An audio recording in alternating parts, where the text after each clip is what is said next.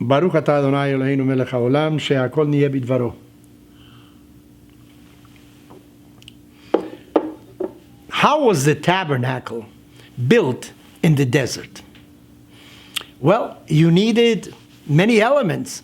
You needed all sorts of donations, and many women worked and sewed and did all sorts of things in order to put up that temporary abode for the Almighty.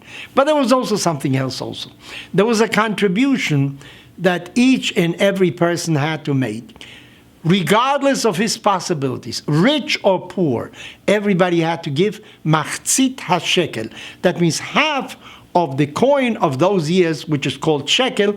As a matter of fact, in Israel, modern Israel uses the same terminology. Shekel is the official currency of the state of Israel.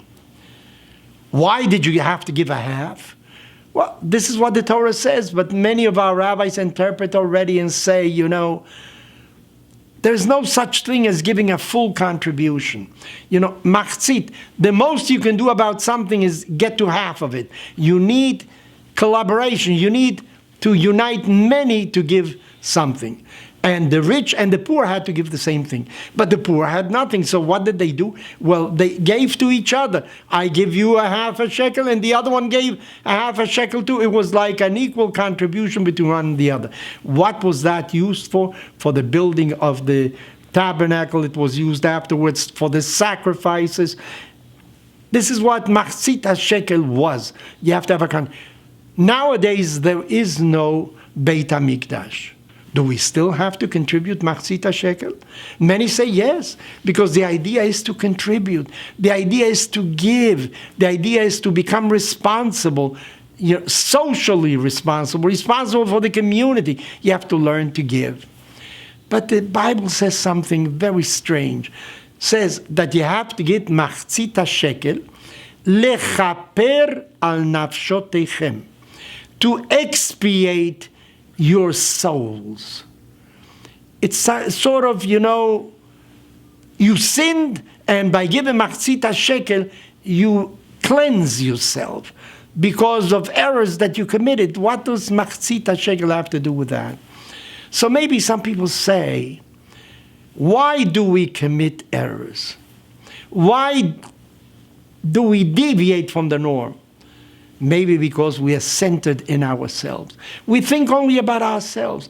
Why do we not keep the laws of kashrut? Because we have certain appetites. Why do we take away things that belong to somebody else? Because we have certain appetites. Why do we commit sexual crimes? Also because of certain appetites. So they say, you know why? Because you're thinking about yourself. You're thinking about your needs, your appetites, your wants, what you would like to have. It's because you're centered on yourself. That is why you sin, basically. So what is the machzit hashekel comes and says, no, you know what? Stop thinking only about yourself. Think about others. Think about giving, not about receiving. Stop thinking about your needs. Think about the needs of the community. When you're able to jump over that obstacle that doesn't permit you to see further because you're only seeing a mirror, and in the mirror you see yourself. When you're able to see others, when you give to others, then in a sense you will stop sinning, you'll stop committing errors because you will be interested in the welfare of everybody else. So maybe this is what we need more than anything. In a society where we are consuming all the time, where we're only thinking about what we need and we forget a little bit what the needs of others are, maybe this is a very important lesson. I think that COVID has been terrible for society. Listen, it has changed our behavior in many, many ways, has restricted deaths, illnesses, and so on. But there were also some good outcomes from this COVID. It has made us more responsible one for the other. Grandchildren who take care of their grandparents. When we attend the needs of others, instead of thinking all the time about ourselves, we have to think about others. Why do we have to wear a mask? We have to wear a mask in order to avoid contagion, of course, of this horrible virus. But it's not only to avoid contagion.